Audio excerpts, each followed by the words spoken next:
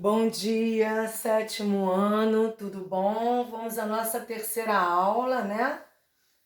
Aulazinha, videoaula, né? Nossa aulinha online. E hoje nós vamos corrigir os exercícios. Então eu peço a vocês que abram na página 50 para vocês irem acompanhando a correção. Lembrando que vocês vão receber esse gabarito na plataforma. Não se preocupem. Se eu estiver falando muito rápido aqui, corrigindo muito rápido, na plataforma tem o gabarito. Se tiverem alguma dúvida, coloquem na plataforma, alguma dúvida de alguma resposta que vocês tenham dado, qualquer outra coisa, tá? Se alguma dificuldade para ver o vídeo, enfim, qualquer problema, qualquer dúvida, é só colocar na plataforma que eu estou sempre olhando, eu posso responder a vocês. E se for alguma coisa relacionada à direção da escola, a direção vai responder, tá bom? Então vamos começar. Espero que vocês já tenham aberto o livro, espero que vocês tenham feito o trabalho direitinho, né? Que quando voltarem as nossas aulas presenciais eu vou olhar livro por livro, caderno por caderno, mas eu não vou voltar na correção. Eu vou olhar para ver quem fez direitinho, quem corrigiu, né? O que está completo, mas eu não vou voltar na correção, senão a gente não caminha com a matéria. A intenção, a ideia dessas videoaulas é justamente agilizar o nosso conteúdo para dar tempo da gente concluir o conteúdo desse ano, né, em tempo hábil, tá bom? Vamos lá então. Página 50, primeira pergunta, investigue. Desde a infância estamos sempre testando, descobrindo, perguntando e às vezes algumas aptidões são descobertas. Pesquise se na infância Darwin já tinha despertado, para algum conhecimento científico. Bom, a gente sabe, né, que desde criança tem crianças que desenham divinamente bem, sem ter tido qualquer aula, qualquer curso. Tem crianças que têm aptidões para montar, né, para fazer montagens, para montar quebra-cabeça ou para criar brinquedos. Tem criança que tem uma aptidão maior para ler maravilhosamente bem, né? Então, todos nós nascemos com algumas aptidões, né? Com algumas coisas que a gente tem mais facilidade do que outras. Claro que tudo pode ser trabalhado e pode ser conseguido, né? Mas a gente nasce com algumas facilidades e algumas dificuldades, né? Então a pergunta é se Darwin já tinha nascido com essas aptidões, tá? Vamos lá, a resposta é sim. Já mostrando inclinação para o estudo da natureza, com apenas 10 anos de idade, resolveu colecionar uma variedade de insetos. Certo dia, já tendo apanhado em cada mão um escaravelho, deparou-se de repente com uma nova espécie. Não querendo abandonar nenhum dos exemplares já encontrados, prendeu um dos escaravelhos entre os dentes a fim de capturar um novo espécime. Olha só, né? Muito. Para quem não sabe, gente, escaravelho é um tipo de besouro, tá?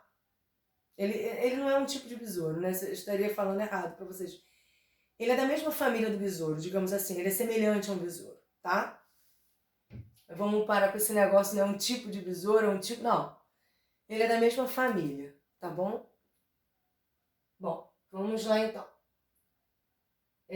Inesperadamente, quando estava quase conseguindo, o escaravelho preso em sua boca esguichou ácido e conseguiu escapar. O jovem Darwin, felizmente sem consequências mais sérias, o que ele fez é muito perigoso, ninguém deve fazer, porque a gente não sabe. Um animal que você desconhece, você não sabe se ele é venenoso ou se ele não é. Então não vai botar na boca, né? Não é nada higiênico também, vamos combinar. Sem consequências mais sérias, aprendeu que com a natureza é preciso respeito e principalmente cuidado. A resposta que eu estou dando é só uma ideia de resposta, a resposta que está no livro. Se vocês colocaram parecido ou colocaram até alguma outra coisa, colocaram com outras palavras, tiverem dúvida, porventura, só colocar lá na plataforma a resposta de vocês, que eu leio e dou um ok ou não, tá? E esse gabarito vocês vão ter acesso, então não tem problema nenhum. Página 54. Exercite sua memória. Número 1. Explique o que é a teoria da seleção natural e exemplifique-a. Resposta. É a teoria que nos fala sobre a sobrevivência das espécies que melhor tiverem capacidade de se adaptar às condições climáticas e ambientais. Sobrevivem de forma geral as espécies capazes de pegar seus alimentos, apesar da adversidade do ambiente, como é o exemplo do lagarto iguana marinho, que se tornou capaz de mergulhar em busca das algas marinhas, por ter adaptação marinha, né? Por ter adaptação aquática para a água, no caso aqui, como ele é marinho, água salgada, né? Claro. A capacidade de fazer esse mergulho difere das demais espécies de iguana. As outras iguanas não têm essa adaptação. Essa espécie desenvolveu essa capacidade por uma questão de sobrevivência. As espécies incapazes de se adaptarem às adversidades se extinguem.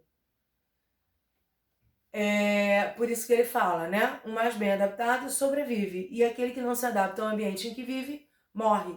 E acaba sofrendo o quê? Extinção, como foi o caso dos dinossauros. Que hoje em dia, talvez muitos não concordem, mas eu digo que Deus foi sábio. Porque já pensou, a gente tem que conviver com aqueles bichos monstruosos aqui na Terra? Não ia ter vida humana, né? Não ia ter vida humana. Então, realmente, tem casos assim também. A coisa é muito descomunal. Eles não se adaptaram ao novo ambiente, o ambiente na época passou por muitas mudanças climáticas e eles acabaram sendo dizimados. Número 2. Leia o texto abaixo. Conheço o barbeiro, inseto transmissor de uma terrível doença que recebeu essa denominação por picar principalmente a face da vítima. Rosto, tá, gente? Não é Facebook não, hein? Enquanto o indivíduo dorme, o inseto pousa em seu rosto, suga o sangue e defeca o parasita causador da doença. Observe a foto do barbeiro, eu imagino que todos estejam com o livro aberto, a foto do barbeiro, e responda na página 55, que está a foto. Da pergunta, né? Letra A. Qual é a doença que o texto está se referindo? Doença de Chagas. Letra B. Que cientista brasileiro estudou a doença transmitida por esse inseto? Carlos Chagas. Atentem-se. Por que o nome ficou como doença de Chagas? Por causa do descobridor dela, que tem o nome de Carlos Chagas.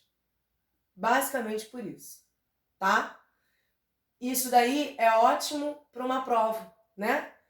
Independente de ser comigo ou de ser num futuro aí, no ensino médio, num concurso, no que seja, na faculdade, dependendo de cada área, da área que o aluno vai escolher.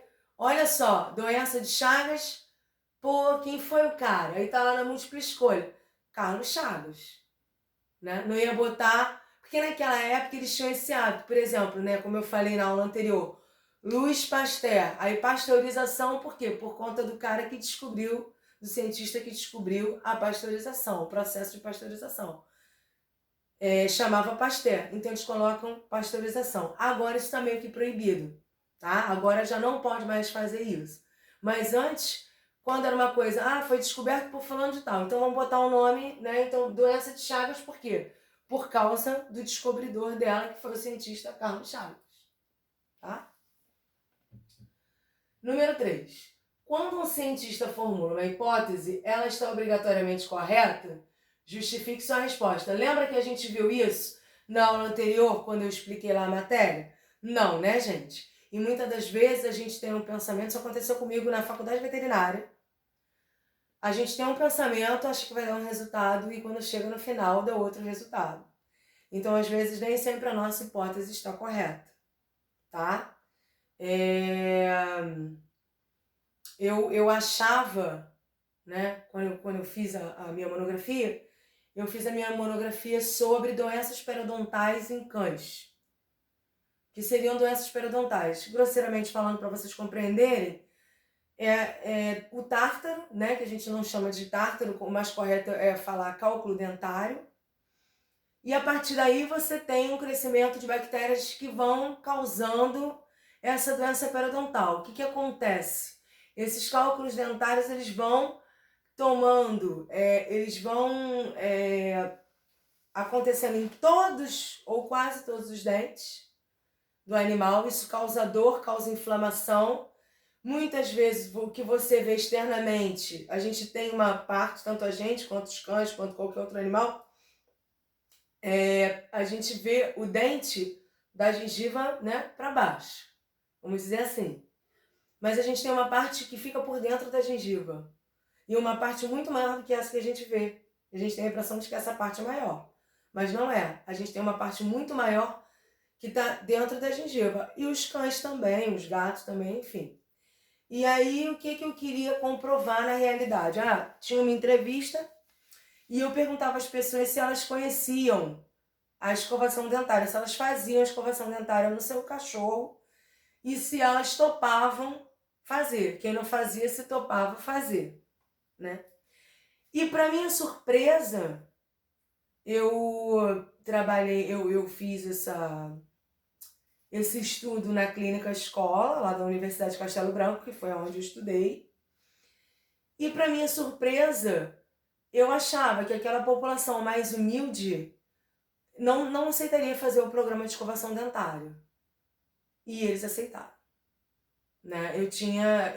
Não era uma questão de preconceito, mas eu pensava assim que, como eles não tinham muito conhecimento do que era doença periodontal, eles iam achar frescura escovar o dente do cachorro. Né? E até hoje em dia eu tenho alguns clientes que falam para mim, né? Escovar dente de cachorro, acho engraçado e tudo, né? E são diversas classes sociais, de clientes de diversas classes sociais. Quer dizer, na realidade, não tem nada a ver isso com classe social. Né? Tem a ver realmente com empenho, com amor ao bichinho, ou não, e até a facilidade mesmo. A gente sabe que tem cães que não aceitam, né? A gente sabe que tem pessoas que trabalham de noite, que aí também não dão conta, enfim.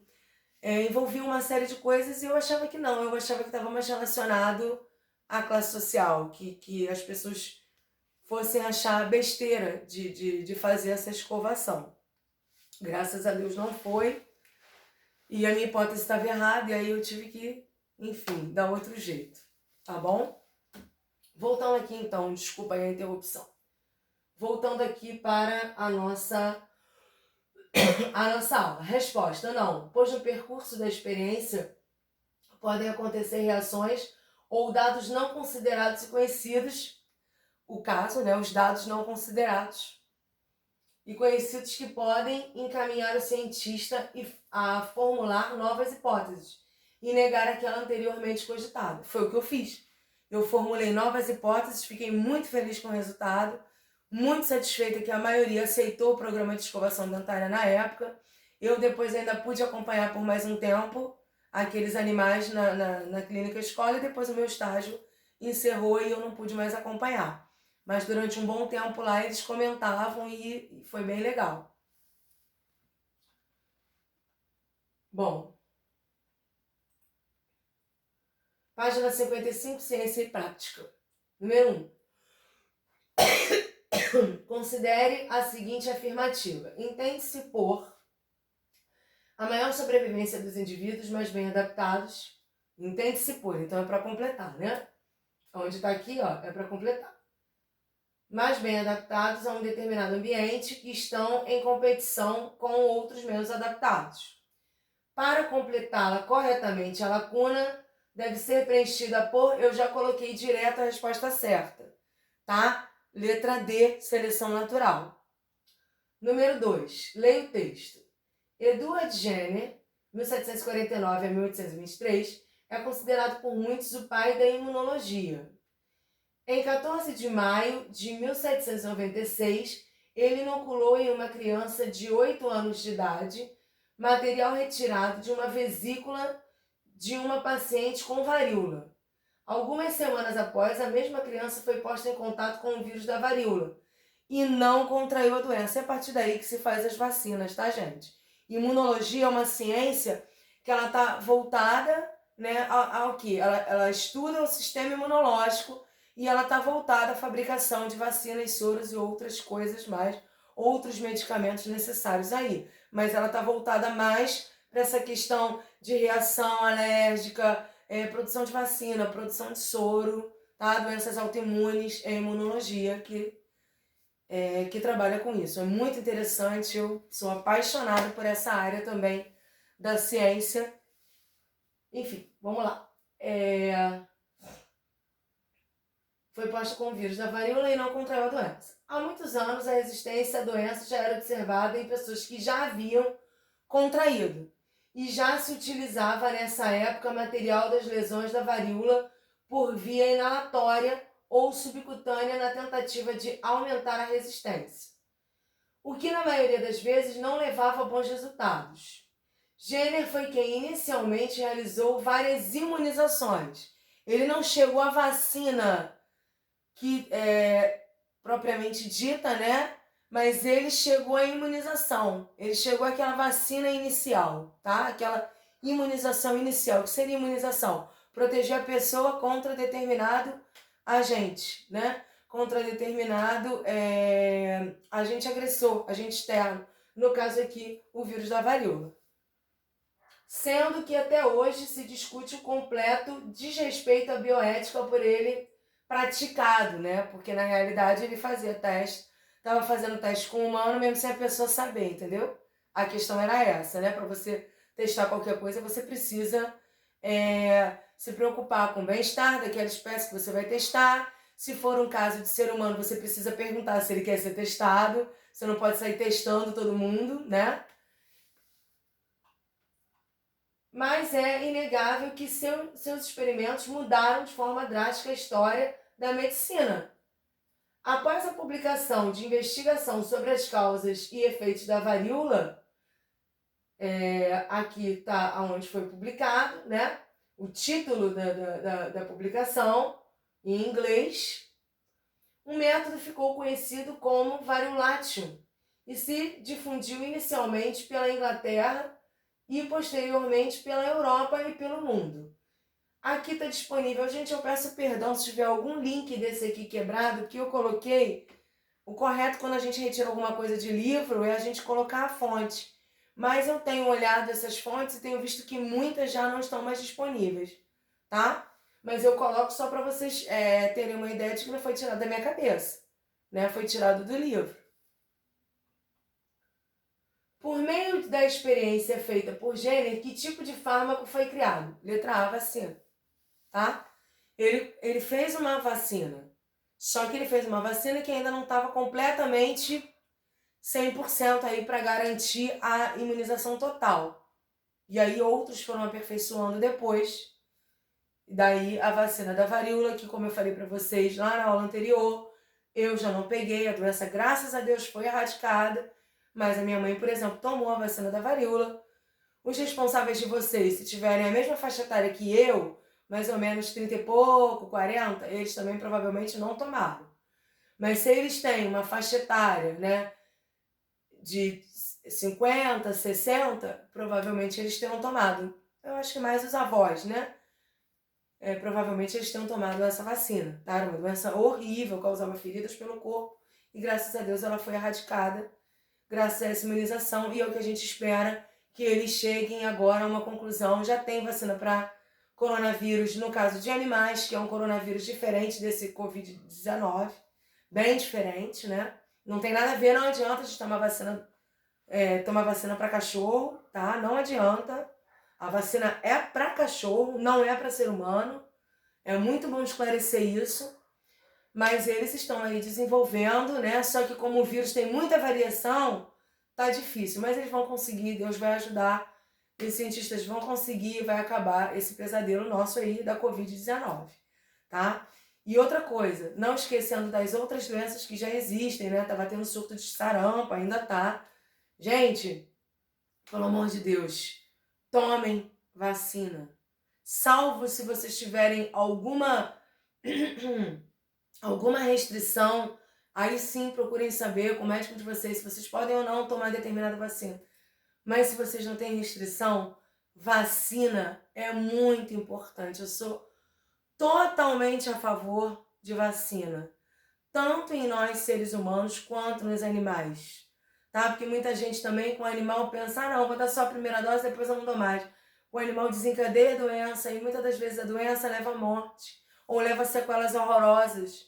No caso, com a gente também acontece isso, né? Então, não deixem de tomar vacina, não deixem de levar seus filhos para tomar vacina, seus netos para tomar vacina, seus animais, né, seus filhos peludos para tomar vacina, não deixem, por favor. É muito importante. E à medida que a gente consegue fazer uma medicina preventiva, a gente reduz o risco do aumento das doenças. A gente reduz muito.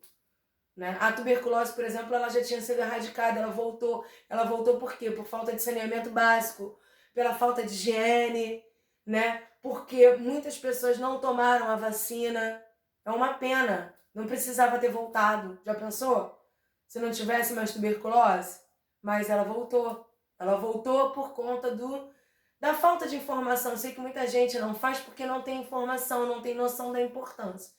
Então, eu acho que, né, o meu papel é esse também. Enquanto professora de ciências, professora de biologia e veterinária, eu tenho que falar para vocês da importância da vacina. É muito bom, gente. É muito melhor prevenir do que remediar. Muito melhor. Porque quando a gente tenta remediar, nem sempre resolve.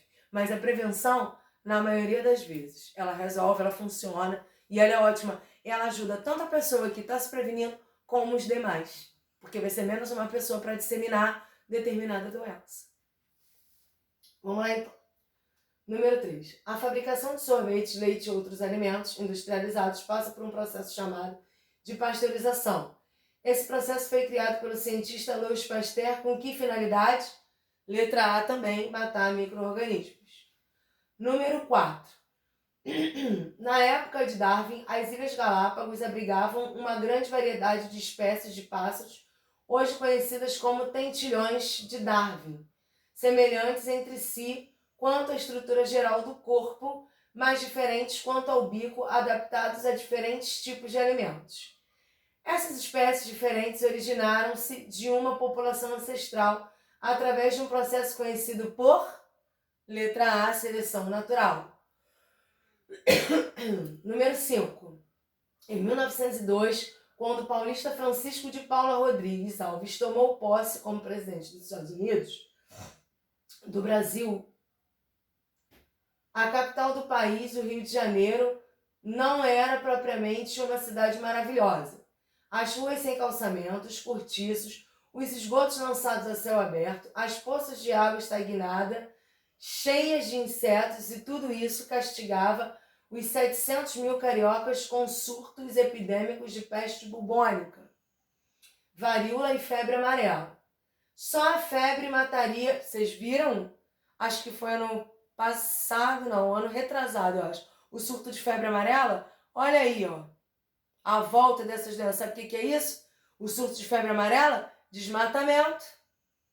E aí as pessoas ficam migrando de um lugar para o outro, né? Também em busca de melhores condições de vida. Só que elas acabam trazendo a doença.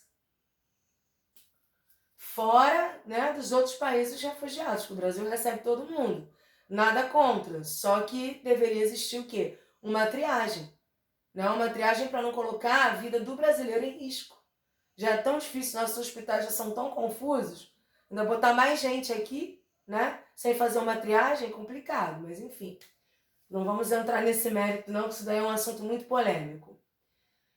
Só a febre mataria naquele ano quase 1.000 pessoas. Não surpreende, portanto, que logo ao se instalar no Palácio do Catete, sede do governo, Rodrigues Alves participe para cumprir a principal meta que se fixaram, a reforma sanitária e urbana da cidade.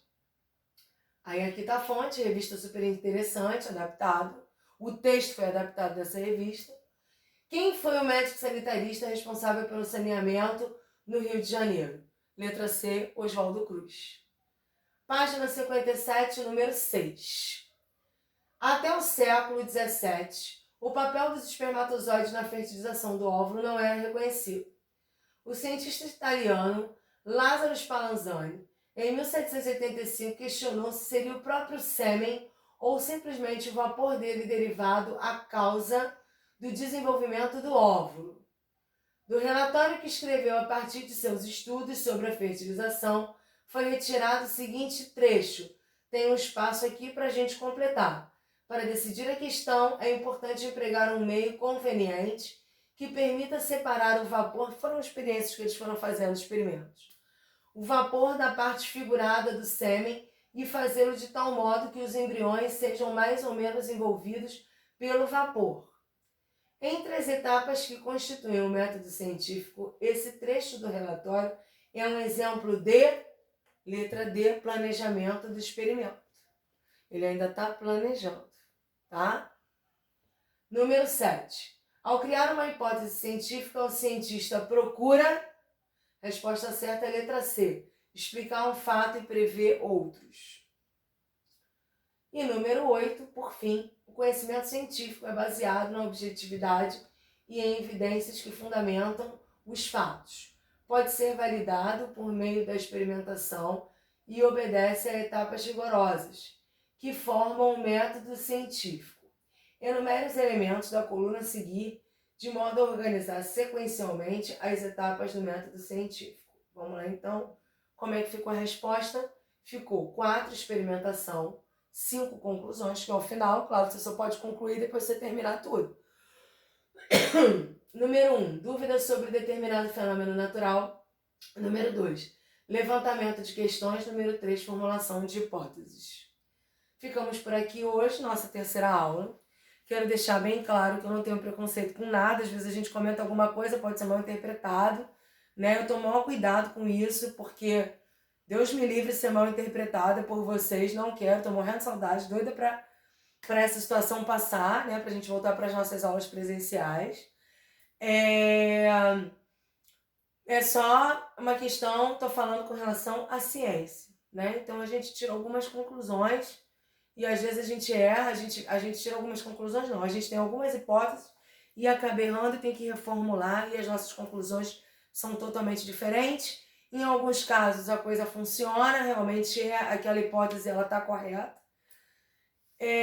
Só para reforçar, eu sei que eu já falei isso, mas se tiverem alguma dúvida, se ficou ruim o vídeo, tiverem alguma dúvida de pergunta, de resposta, de qualquer coisa, estou à disposição. Entrem lá na plataforma, coloquem lá a dúvida de vocês que eu respondo. Estou sempre olhando, tá bom? Espero que vocês tenham gostado da aula, né? Eu quero agradecer também o feedback, né? Eu tenho visto, né, alguns alunos comentando que estão gostando, que a qualidade melhorou dos vídeos. A tendência, gente, é melhorar cada vez mais, porque eu faço tudo isso com muito carinho para vocês. A gente está fazendo tudo com muito carinho, tá? Então a tendência é melhorar, e qualquer problema eu quero que vocês realmente coloquem, porque a gente pode resolver. Para tudo na vida tem jeito, menos para a morte.